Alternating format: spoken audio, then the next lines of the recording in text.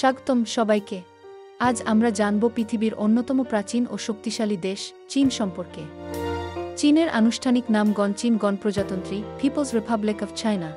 আয়তনের দিক থেকে এটি পৃথিবীর তৃতীয় বৃহত্তম দেশ এবং জনসংখ্যার দিক থেকে এটি বিশ্বের সবচেয়ে জনবহুল দেশ, যেখানে 140 কোটিরও বেশি মানুষ বাস করে।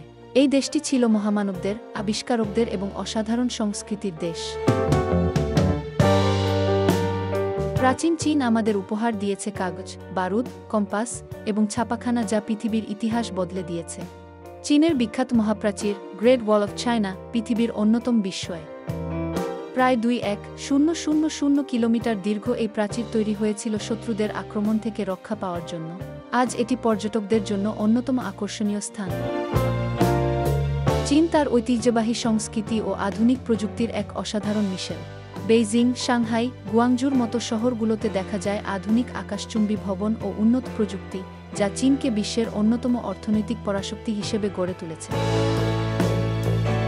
চীনের প্রধান ভাষা ম্যান্ডারিন, যা বিশ্বের সবচেয়ে বেশি মানুষ কথা বলে।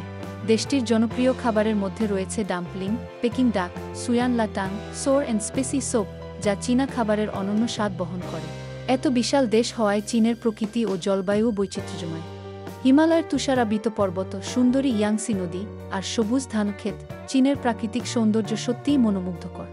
চীন শুধুই ইতিহাস নয়, এটি ভবিষ্যতের দেশ।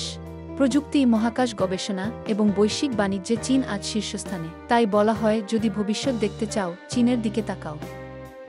আশা করি চীনের এই বিস্ময়কর যাত্রা আপনাদের ভালো লেগেছে। আবার দেখা হবে নতুন কোনো বিষয়ের সাথে।